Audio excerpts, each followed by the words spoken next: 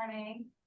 So we will get started today. We have Reverend Dr. Brian Stratton. So it's told a little bit, you went to Princeton, you're an ordained Presbyterian minister. He's also the Associate Professor of Philosophy at UNC-Pembroke. Today, he's going to do part 2 of the Divine Models for Interreligion.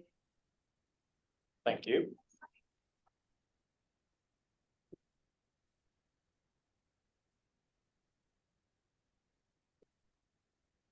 Well, it's nice to see my popularity hasn't increased since last time I was here.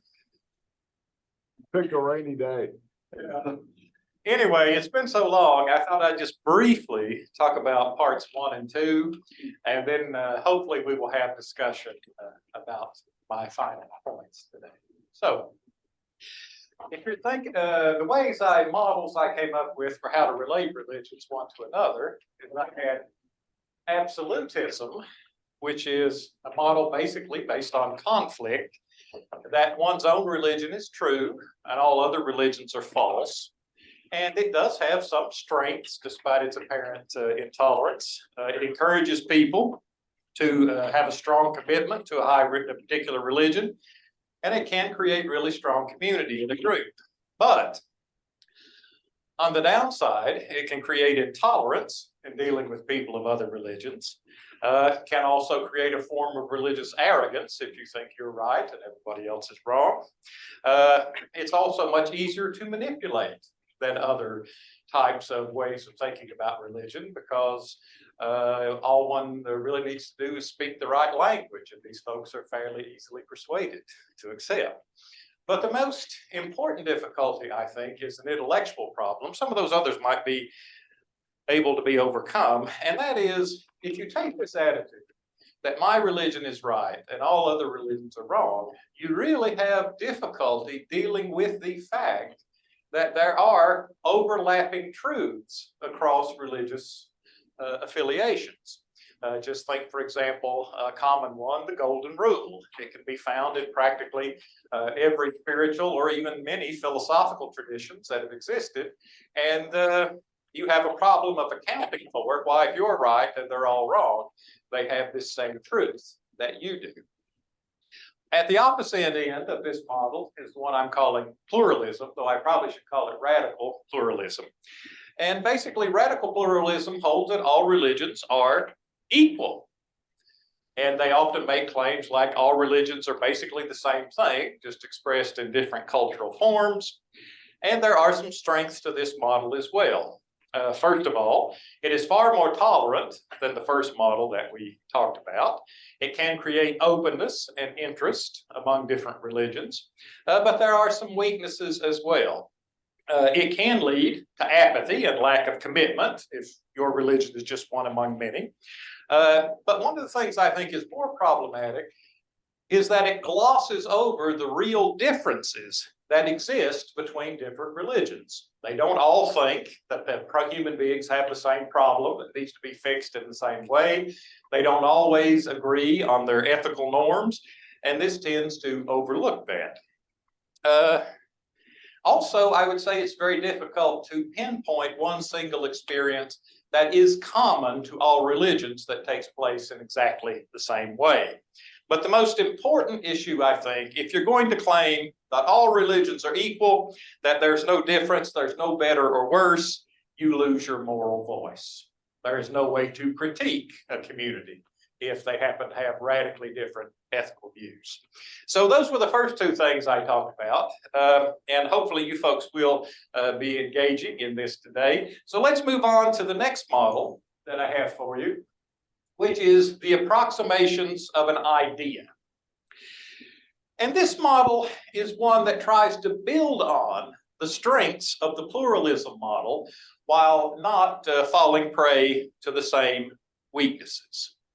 And that is this. In this model, they basically say that all religions have a mixture of truth and falsity, of good and bad, but they all point to a higher good than themselves. That is, that higher good which is trying to keep a moral voice by which you can critique the truth, the falsity, the good, and the bad. So in this one has the positive thing is that it can be very open because it's saying we all are approximations of this higher ideal. We can all identify our strengths. We can all identify our weaknesses. We can have genuine conversations with one another. And so these are good things about this model. Can anybody think of other strengths that might be possible in a model like this? Nothing to fight about. Okay, good. You don't really have fights, though you could have disagreements about what's good or bad, right? If you have a conversation, since you're acknowledging there's a mixture of truth or falsity, you could have disagreements. But the big picture, there should be a lot of room for common ground. Good. What else might be good about this model? It's sort of built in that you admit human fallibility, that you're approximating belief in something that's bigger than you can wrap your mind around. Okay, good. This model should encourage humility, right? As opposed to an arrogant know-it-all approach to everything. Good. Anything else? Yes, Terry. It embraces some diversity of a view of God, you know, that you can have many different facets that can inform each other. Okay, good. A lot of good conversations could come out of that. Different perspectives on what this higher ideal is. Good. Anything else? Well, what about the fact that there are a lot of different religions in the world? And as the world gets increasingly more aware, becomes one global community, to use that cliche, we do need to be aware of the fact that there are many different religions in the world, do we not? And they're not going anywhere. And now everybody is going to convert to one single religion, despite what the conspiracy theorists are promoting these days, right? So we have to deal with the fact that there are a lot of diversity of religious opinions and views. But at the same time, I would say it can give us a sense that we don't have to accept everything, because we're acknowledging that there's some truth and some falsity in all of them. And so therefore, some religions, that even ones that may be very close to us and how we think ourselves, practically all religions, and I can't think of one off the top of my head that doesn't, have some offensive elements in them. Or actors. Or actors. Clearly they have actors, if not elements, right? True. I'm thinking of the missionaries that came over during the time of the discovery. Mhm. Yeah, and one of the sad, tragic things really is a lot of missionaries, instead of thinking that their goal was to teach the gospel, it was to inculcate the values of Western Europe for the most part. And those two things were not identical as much as some of our more gung-ho patriotic members of the community may want to think. I think this can also be a model for our plurality of denominations. Yeah, I mean, when I'm talking about religions, if you say Christianity, you know, for example, if a student asks me, what do Christians believe? I say, well, which flavor? There you go, right. Right, because there's so many different types of More than Christians. 31. And yeah, more than Baskin Robbins has, that's for sure. And they certainly do not all agree about everything, right? And so, and you can do that with every world tradition, whether it's Hinduism, Buddhism, Islam. You can't just say Judaism, you can't just say every one of them believe the same thing, because there's great diversity of opinion, even within a particular religion. Yeah, very good, Terry. Okay, we've talked about some strengths of this model, and it's certainly an improvement over the pluralism model. What might be some weaknesses of taking this approach to thinking about other religions?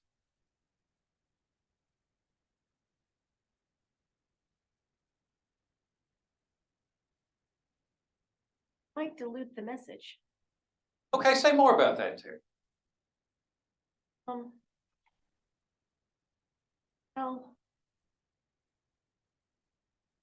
want to say that Jesus is the Son of God, what do you do with all the other originators of other religions? Ending, but if, you know, or does it reduce our standard? Yeah, I think what you're pinpointing there is a particular problem for the Christian religion. Because Christianity claims something distinctive about Jesus Christ that no other religion claims about its founder or follower. And so it becomes a question of how are we going to articulate that message that Christ is the Savior of the world, for example, in some unique way, and still at the same time maintain this equality or way of seeing one another as partners in this quest. It does seem like it would put evangelists out of business. Well, there might be some positives in that. Yeah. So it could have a, you know, and by diluting the message, probably could follow that up a little bit with saying that it might have some of the same problem of the pluralism model, is that it may cause commitment to not be as strong, right? If you're not as convinced that this is the way, this is what I need to follow, it may be that your level of commitment will not be as strong as someone that is more fully dedicated to their particular tradition. But that's not a, you know, that could be avoided. I mean, you could work around that. Good. What else? What else might be a problem with this model? That all of them have their mixture of truth and falsity.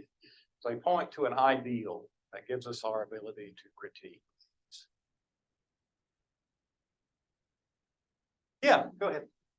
My question is, would anybody admit to that? Somebody who belongs to a particular religion? Oh, well, my religion is a mixture of truth and falsity. Okay. How many people are going to admit that? That's a great point. And probably the way I would have phrased it, though I like the way you did it, is to say, does any religion really see itself that way? Like you say, who's going to admit, oh, my religion's a mix of truth and falsity, right? Or my religion is one of many, but there's this higher good that's even greater than my religion that I can use to critique my religion. Yeah. It seems like it's a more of an excuse for cafeteria Christianity. Okay. That you can pick and choose the elements within your particular chosen flavor that meets your moral compass, and you can throw those out that are inconvenient, which I think, quite frankly, a lot of people do, and a lot of Christians tend to do that. They take the truths that fit their lifestyle and they throw the rest out.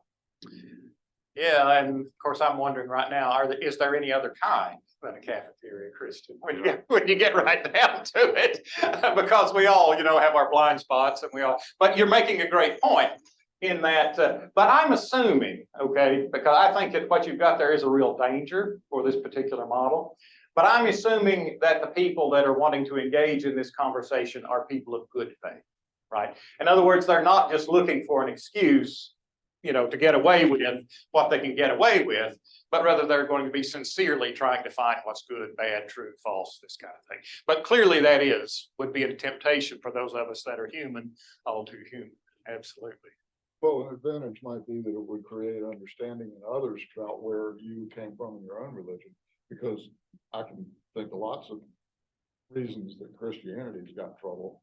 Most of it has to do with the proponents or the advocates or evangelists of Christianity who take out of Christianity what they want and try and pose that on everyone else.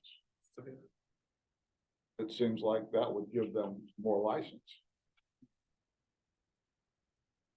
Yeah, and that brings up an interesting point, Harry, because if they are picking and choosing what they may like versus what they may not like, right, then that means, whether they're aware of it or not, they're already dealing with some kind of higher standard, are they not?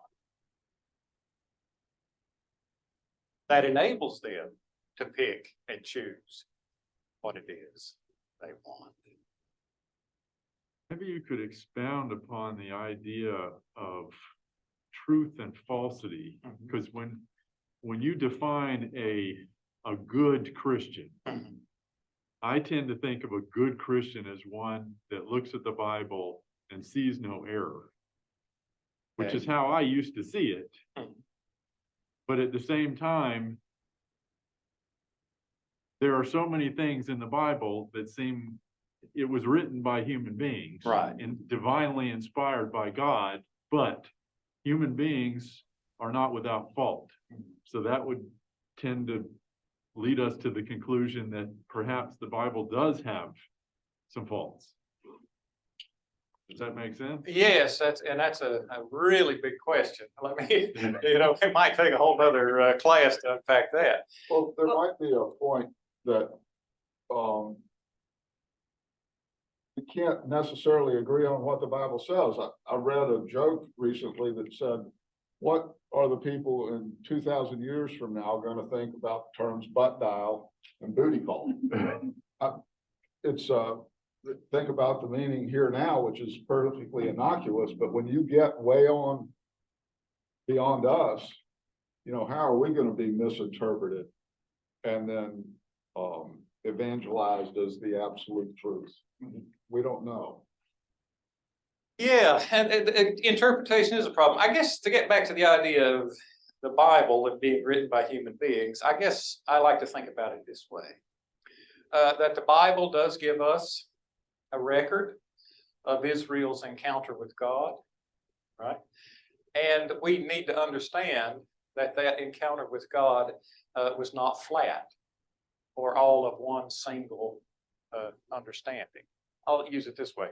When William was a small boy, one of the things that used to fascinate him when he would play in the yard were snakes, right? He thought they were cool as he watched them slither around and all this kind of stuff. Well, most of the snakes that might have been in our yard were harmless. But there's always a chance, because if a regular snake is fascinating, how about that one that's got those cool rattles on the end that make a noise, right? So when he was very small, what I had to teach him was snake bad. Because I was doing that based on his level of understanding, right? And for his protection. Now, as he got older and learned more about snakes, he knew that some were okay, some were not okay, and he could discern the difference. And that's kind of how I look at the Bible, though I don't mean any offense to those that take a different view. When the children of Israel first start their journey with God, they're at a very childish level. And I don't mean that to demean them or anything. I just mean they really didn't understand much about God. And so I think some of those earlier passages in the Bible are attempts by God to accommodate the level of revelation to the level that the people could understand. Right? Working with. Which is why when we get to the gospel, it contradicts a lot of the Old Testament. Well, and even the Old. The ruling and the. Yeah. And even the Old Testament contradicts itself. Yes. Right? But the reason it contradicts itself, I would say, it's not so much that it's a flat, this is wrong, but it's a growing awareness. I can give you a few. I think I wrote a paper on this several years ago. For example, early on, God is the God of Israel. Period. Right? And then by the time you get to the prophets, Isaiah is saying Israel should be a nation of priests that teaches the whole world the ways of God. Or when they want the law of God, they got to go to a mountain to get it, do they not? Because the idea is that God dwells on the top of that mountain. And so you got to make that long trek from Egypt to Sinai or Horeb, depending on which thing it says. So God can give you that. But by the time you get to the prophets and to the Gospels, God is a spirit, right? And they that would worship him should worship him in spirit and in truth. In other words, their understanding of God expands. It grows from, I would say, a more basic or childlike, and I don't mean that a pejorative, we've all been children at some point, right? It grows from more childlike understanding to deeper levels of understanding. Yes, Kate? Just a personal story from me Mhm. about that. When I was in Cleveland, I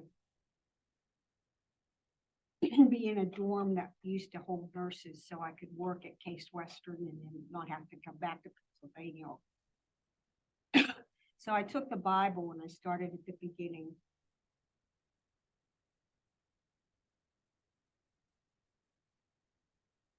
The whole way through, and you can see the increasing awareness of evolution, actually, of their understanding of what's going on. Like astounding to me, because you never really know that unless you do that. Go the whole way through all.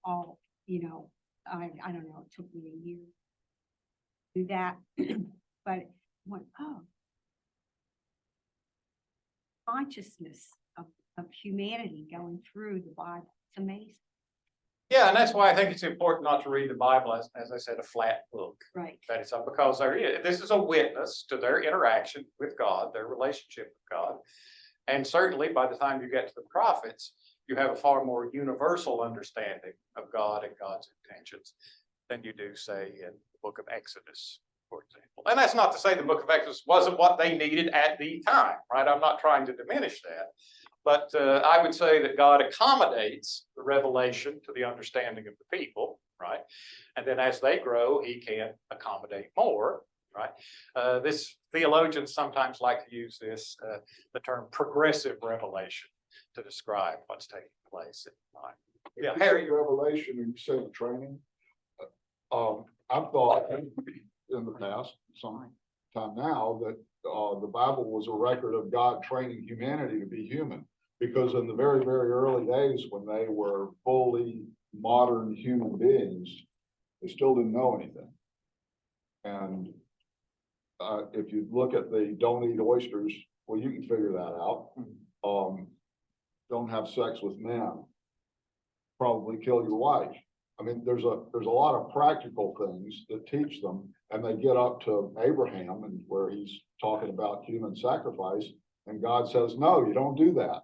So it seems like regularly in there's a new maturity on the part of the people that's put there by their either revelation of God or God's training them up to be. Yeah, I think that's a good insight, because Torah, right, the term for the first 5 books of the Bible, means law, but it also means instruction or training, I guess you could say. So yeah, you could say in a sense that that's the point. God is teaching people deeper and deeper insights. And he tries to, as I would say, accommodate it to what people can understand. I mean, in the book of Genesis, it says, let there be light, right? And we can all understand that, can we not?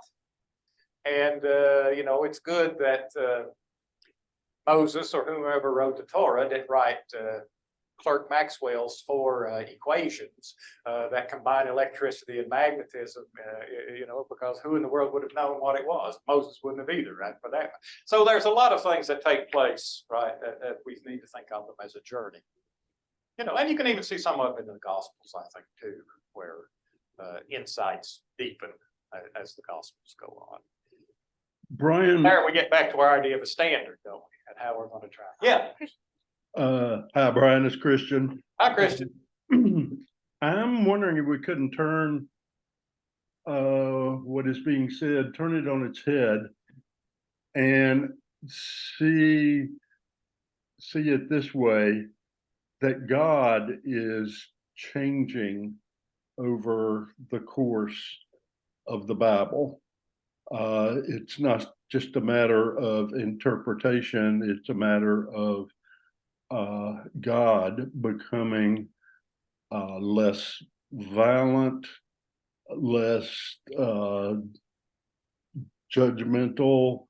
I think particularly of the passage in Genesis 32, when God is about to destroy the people of Israel because they made the golden calf. And Moses talks him out of it. And the verse, it's Exodus 32:14, I think, that variously translated, but says God changed his mind and did not destroy the people. Indeed, isn't our whole what we do in prayer an effort, an asking of God to change God's course on a particular thing? And also, I mean, I just see from Judges and Joshua to Isaiah, that's a very, we've been saying very different understanding of God, but I'm wondering if it's not God that's changing, and God becoming fully human in Christ, the ultimate change. Well, that would certainly raise a tremendous amount of theological issues to see God that way. Far more than we can get into in this course. I'm more comfortable, that doesn't mean I'm right, but I'm more comfortable with saying our understanding of God has changed rather than saying God changed, because you do have passages in the Bible. And here we go. One of the things that's often, one of the biggest mistakes I think that a lot of theologians make is that they think the Bible is a systematic theology, and it is not, right? So that you'll have some passages where it clearly seems to indicate that God is changing his mind. You will have other passages where he says things like, I am the Lord, I do not change, right? So, you know, you could pull a lot of different texts out, and it's very hard to reconcile all those different images, metaphors for God that you find. But certainly, Christian, what you're saying would raise some incredibly interesting implications for God if God is improving over time, as we hope to as well. But yes, it would raise a lot of, and I know a lot of process theologians would probably go along with something like that. But yeah, that really would have to alter our understanding of God tremendously, or how most of us do. Yeah. It might not be that he's changing, but his relationship toward us.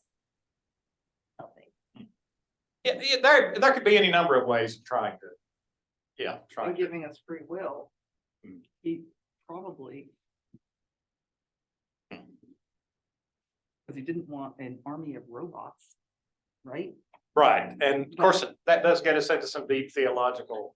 They were just like toddlers for so long, you know, doing their own thing, getting in trouble, asking for forgiveness, and then they get back on track. Well, and I'm not trying to be glib here, but I guess part of the problem with thinking that God changed in that way for me, and again, I could be totally wrong. You know, if you look at God in those early passages, I would hate to think that at any point in history, God was a less good person than me. Because I wouldn't have treated anybody that way. But that's just me, right? But, you know, This is the revelation of Jesus Christ's teachings, and that makes us who we are. Go ahead. if we go back to the fact that the Bible is written by man and a divine interpretation, we could also perhaps use the image of a painting or a portrait of someone. So the person can be the same, and you could paint them when they're unhappy, and you can paint them when they're happy, you can paint them when they're angry, and yet they're always they're the same person, but there's different interpretations and different portraits. And I see the Old Testament as kind of a portrait of God. And when we read through the Bible, especially the Old Testament, where he talks about God changed his mind, that's always been something that set off alarm bells within me. And is it really that he changed his mind, or is it that we interpreted that he changed his mind? Yeah, I mean, we're getting into some very, very deep waters here, theologically. Keep in mind, you know, that the Bible is written in a way to try to communicate to us some things about God, right? Unfortunately, we don't speak with the tongues of angels, nor do we speak with the tongues of God. We speak human language and have to use human ways of expression. And so a lot of the Bible is very anthropomorphic. It describes God as if God is a, glorified human being with all the same emotions, whims, whatever. And it becomes tricky to try to figure out how much of that it should be taken literally and how much of it is simply a metaphorical way of describing what's taking place. Again, that would get us far afield for a lot of it. But I like your idea of painting a portrait of different aspects and nuances. I think that's very good. Yeah. So our equal approximations, maybe we'll try to get back to that just for a minute and say that the biggest weakness for this model, right? But I appreciate the discussion, even though it's, it seems a little tangential, but not really, because a lot of these same issues come up all across, is if there is a higher standard by which we are to judge all religions, the key question is, what is that standard and how do we derive it? What is that thing that is the good or the truth or whatever language you want to use that is greater than any particular religion? So how do we figure out what that is in order to judge between the different religions?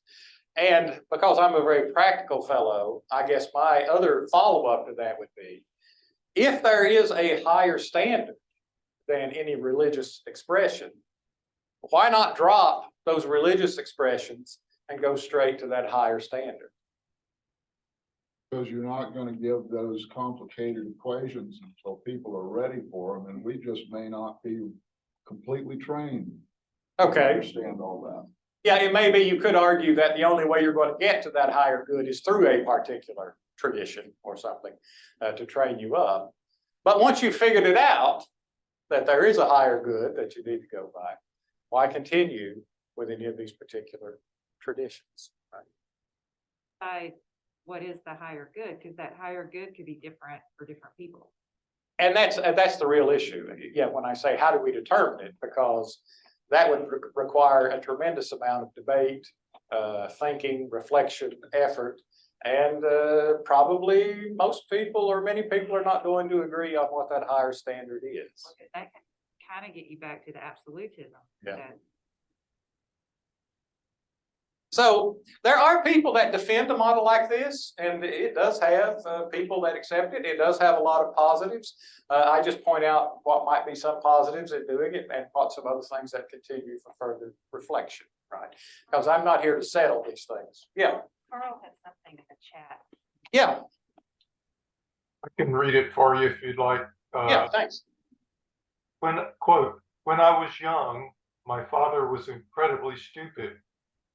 When I got older, I was amazed at how his wisdom grew. End quote, Mark Twain. I wanted to read that after my more pedestrian comment, that a different analogy that has tangents from several of the different ways, the critiques of this approximation model was that we've already mentioned. It's sort of like journalists today, the both-siderism question. If you act like both sides of a story are equally valid, or all 17 viewpoints have equal weight, to take it to the extreme, if you include in your mix cults who are in a suicide pact, or people who only focus on their inner purity and meditation and don't care anything about other people. You know, how do you can't treat all of these data points as being equally accurate approximations, which gets back to what you're just saying of how do you decide what to include in your personal mix of what is an approximation you want to follow or imitate. Yeah, that's a good point, Nelson, and that's where this higher good notion would come in. If part of what you believe the higher good is that you need to be active in service to others and caring for others, then of course you would say simply doing your own thing, looking after the tranquility of your own soul without involvement with others would be an inferior expression of what this higher good might be. But again, we still have that problem of finding what that higher good might be. Okay, let's move on to my last models, because I'm trying to be careful about the time here. Dialogue models. And dialogue comes in two different forms: closed dialogue and open dialogue. So let me say a few words about what dialogue is. Just like the approximations of an idea tries to build on the strengths of pluralism and avoid the weaknesses, the dialogue model tries to build on the strengths of absolutism while avoiding the weaknesses. So in closed dialogue, you have this: that one's own religious tradition is ultimately true. But unlike the absolutism model, it grants validity to other religions because it recognizes that there are indeed genuine overlapping truths. So not I'm all right, you're all wrong. My religion is ultimately the correct one, but I can appreciate and value those points of intersection or overlap between our two traditions. So I would say one of the strengths of this model is you can still have a high level of commitment thinking this way, but at the same time, you don't have to be closed off or intolerant. Instead of all the conversations being conflict, like in the absolutist model, in this model, you could have conversations around those areas of agreement. And there would be a lot of opportunity to work for a common good. For example, if you all share I'll just use the golden rule as example. If you all share the belief that the golden rule is a good way for human beings to interact with one another, then you can rally around that at work. And in terms of things like social justice, if you have shared common truths about certain social issues and how society should be reformed and transformed, there would be nothing to block you from working together for this common good. So it does have the strengths, I think, of the absolutism model without necessarily those items that we all thought were inappropriate last time. What might be some weaknesses in this one? Like saying I'm right and you're right only when you agree with me. Okay. Okay. Very good, Terry. There is a sense where you're still sort of treating the other religious traditions as if they're a little second class, right? Or whatever, right? Yeah, there is that. Good. What else? Mine's ultimately true, but I recognize the truths. Now, there may be some people that would say, well, I'm happy to say that, right? That of course their religion is not as good as mine or whatever, but most of us are probably a little more tolerant than that, I imagine. Yeah, but that would be one, right? You're still kind of treating them second class or somewhat inferior, right? What might be some other weaknesses here? I would think that depending on your own convictions, acknowledging the truths of other religions could also cause you to question the truths of what you consider absolute. Maybe I'm getting ahead of myself to the open part, but that when you're open to other religions being true, you may dilute the absolutism of your own. Probably the definition of. Well, there certainly could be a possibility of that, right? Where that if you see truths in other religions, you may say, well, why do they have it, right? What's the source of that truth in them? I do think there's ways around that, right? You could say, just like, though I don't know how many people would be willing to do it, but you could say that just as God prepared Israel for the coming of his son in a special, unique way, right? You could argue that perhaps God was preparing the whole world for his son, and that there are witnesses or markers to that in other cultures, other traditions as well. That might be one way to try to get around it. But yes, it could cause one to have some doubts if you see these things. Very good. What else? Buddy, another weakness? I have a hard time finding weakness in open dialogue, Well, this is closed dialogue. closed dialogue. Yeah. But I don't see the point. Why even have a dialogue? Go ahead, Terry. The nature of the closed dialogue is, the believer is not going to be close to influence. Learning from it. Seems like it's convinced of one way. Yeah. And it could be that if we're simply making it one way, could it be possible that there might actually be some riches or valuable insights in other religious traditions that we might miss? It may be that in conversation with some of these other traditions, that they have actually something valuable to contribute to our own way of thinking about God or serving others or this kind of thing. And we may miss out on that. I'll just use this as an example. Even though the Christian tradition has a strong tradition of meditation, right? But that's kind of not in the mainstream, shall we say, especially of Protestant Christianity. It's more within the Roman Catholic tradition, this kind of thing. Buddhists have been developing very profound meditative techniques for centuries.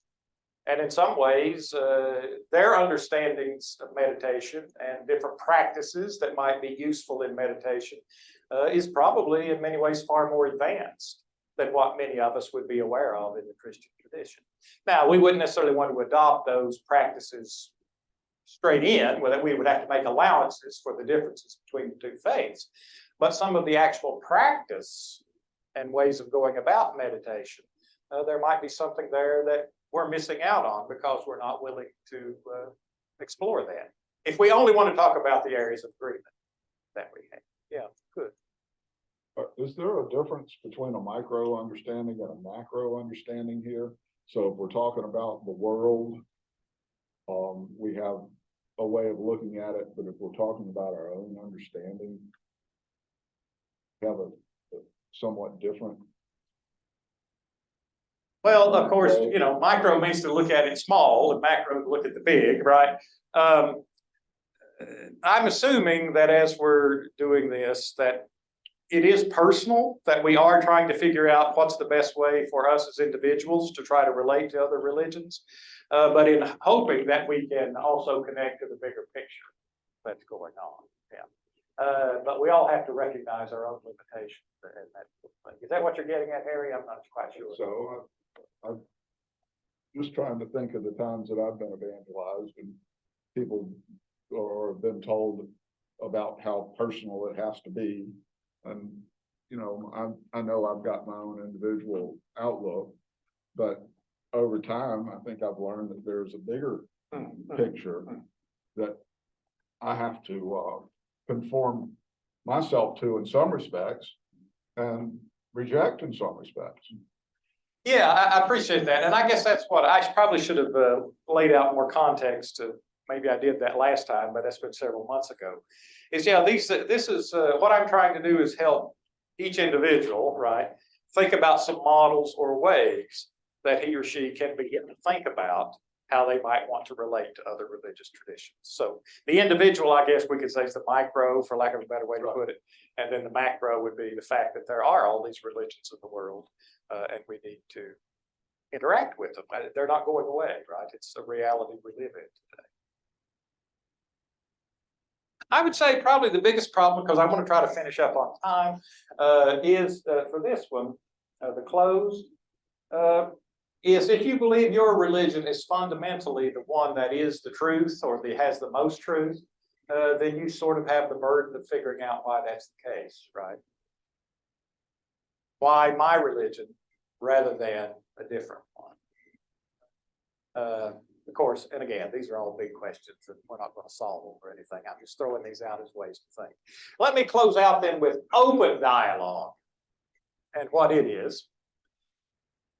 In open dialogue, you believe your own religion is ultimately the true one. But, like the closed, you recognize the overlapping truths. And it adds that you can gain truths and insights from religions other than one's own.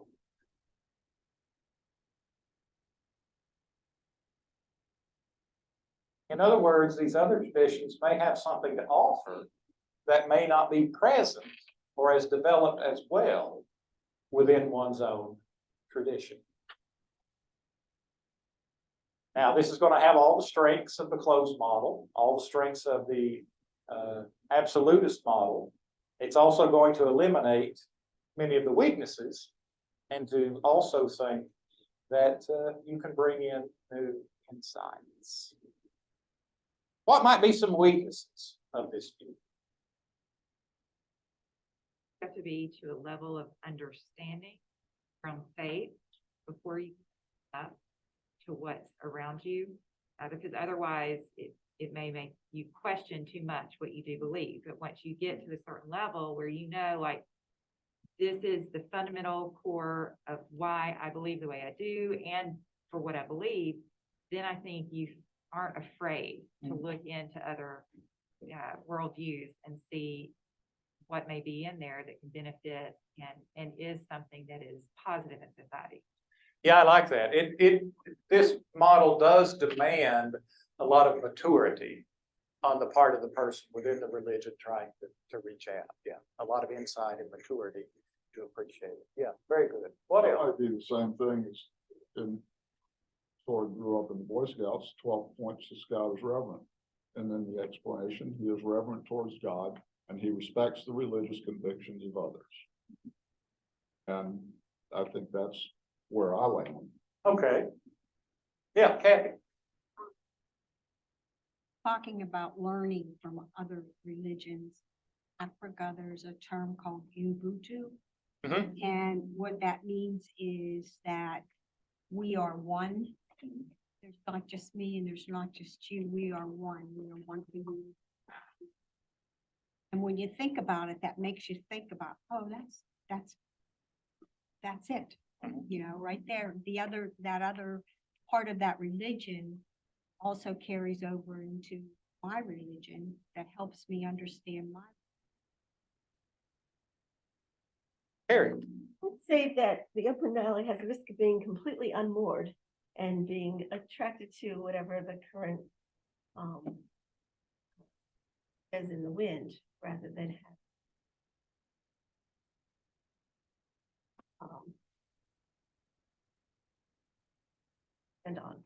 and that has a risk of not discerning what is Yeah, that's why the maturity would be so important, right? Yeah. So that doesn't happen. Yeah, absolutely. Very good. I mean, I just saw that Japan is taking away the tax exempt status for the Unification Church, also known as the Moonies. Right, yeah. Because they were demanding excessive money from the people. Yeah, and one very prominent American faith healer, evangelist, Harry likes to talk about those folks. One very prominent faith healing evangelist was actually put in prison in Germany for practicing medicine without a license. So yeah, there are There are some folks that are cracking down on some of these days. Well, let me just say quickly, because I want to close on a positive note. We still have the problem of explaining why our own tradition might be ultimately the one that's true. We also might want to try to think about why doesn't our religion have some of these insights that are found in others, right? But let me give you just a couple of examples of where I think this has actually worked, because you all know the speaker's trick, right? You put the one that you like the best at the end, right? After going through all the others. Think about the New Testament. If you think about the New Testament, it was written for the most part by people that were from the lower socioeconomic classes in the Roman Empire. And there is a lot in the New Testament about having to be a good Christian coming out of that background. Right? There isn't a whole lot in the New Testament about how to be a good Christian ruler, which may be one reason why, if you look at the history of Christianity, those rulers that have been Christian have certainly not behaved very Christian at all, have they? That is one of the dirty things that we have to think about in our own past. We don't have a lot of righteous kings that have come out of Christendom as far as that goes. There's just not much about that in the New Testament. On the other hand, in the Bhagavad Gita, Hindu scripture, Song of the Love of God, there actually is a young man who is a prince and a ruler of his people who has to make a very difficult decision. And so he has a long conversation with who he doesn't know is the incarnate Krishna or Vishnu, right? And he's given a lot of instruction about how to best govern his people and what decisions he has to make. I'm just throwing that out as that may be one place where we could learn a lot from that text, because it addresses some questions that you don't see in any real explicit or strong way in the New Testament. Now, I'm just throwing that out as a possibility. But let me give you an actual historical example of where I think this has worked. A young attorney, troubled by the injustice of his people, has at his disposal the Hindu doctrine of ahimsa, or reverence for life. But his people are being greatly mistreated by the British Empire. How to liberate these people and maintain the principle of reverence for life and not descend merely into violence oneself? Gandhi reads the New Testament, particularly the Sermon on the Mount, and comes up with, through combining ahimsa and the Sermon on the Mount, the principle of non-violent resistance. Open dialogue. And to take it one more circle before we quit. A young Baptist minister growing up in the South sees the persecution and mistreatment of his people by the racism that is to be found in this country. This young Baptist minister goes to seminary and begins to study and read. And one of the books that he reads is Gandhi's Explorations in Truth. And a young Baptist minister from the South interacts with the Hindu spiritual leader, Gandhi, finds that his idea of nonviolent resistance may be something that he can use in his own attempt for justice. And the rest, as you know, belongs to the Reverend Dr. Martin Luther King Jr. Ahimsa, Sermon on the Mount, nonviolent resistance, full circle back to the United States and Dr. Martin Luther King Jr. So, as you can see, I think there's a lot of potential in the open dialogue model. Though, of course, it still has its weaknesses, and it's still, but at least for me, at this stage in my life, it seems to make the most sense of how to interact with other religious traditions. And I have 1 minute, so I quit right on time.